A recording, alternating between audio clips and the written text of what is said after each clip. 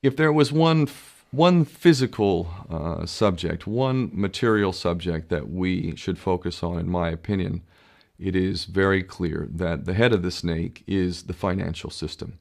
We can argue till the end of time about who runs the world. Is it the Jesuits? Is it the reptilians? Is it the Illuminati? Is it the Freemasons? We can go on and on and on and on about this.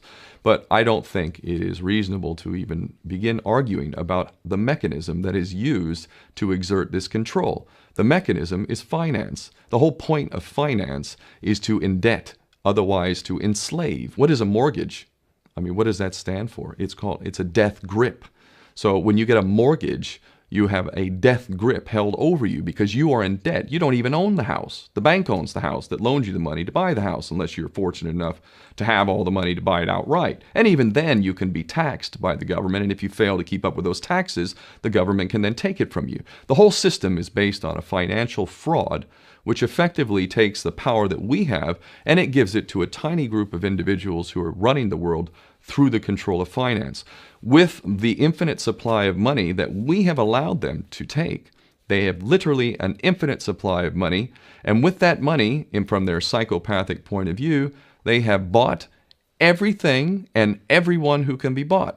So those of us who cannot be bought because we operate on a level that goes way beyond the material, we are not rewarded for such behavior. We are punished for such behavior. And the most slovenly, disgustingly criminal, pedophilia, corrupt moral individuals, those are the ones that are rewarded in this system, which is upside down. We reward the pedophiles, we reward the corrupt, we reward the liars, we reward the people with no morals at all, and usually we compromise them under this system in terms of maybe a videotape. Maybe Barack Obama is gay. Maybe we have videotape of him having sex with another man, or perhaps some other acts that may be not so popular amongst many of the electorate.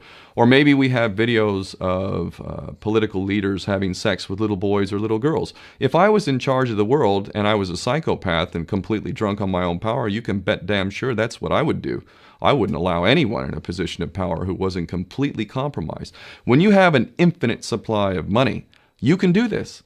Take that supply of money away, take that power back, put it in the hands of the people, get rid of fractional reserve banking, which is an obscenity in itself.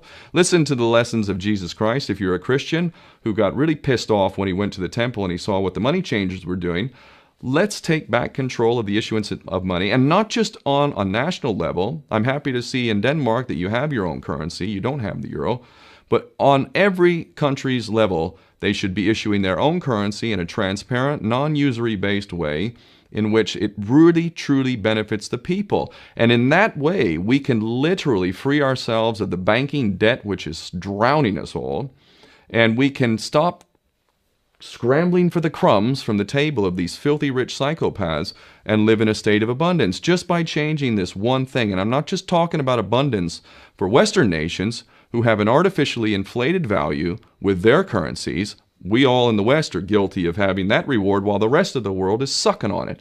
Every nation in the world can use a sensible financial policy to liberate themselves, to have world-class education, infrastructure.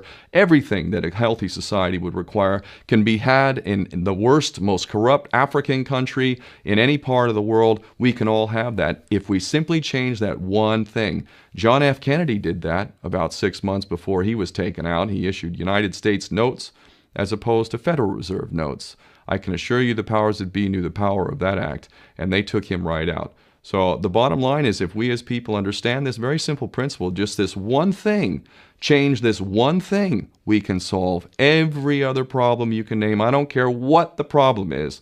I can bring it back to the financial system and an infinite supply of money for a bunch of psychopaths who are running the world, as opposed to an abundant supply of money for all of us. So in that sense, I'm very optimistic.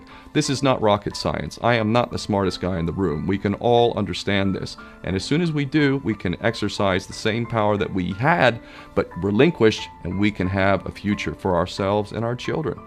There's a lot to be optimistic about, quite frankly.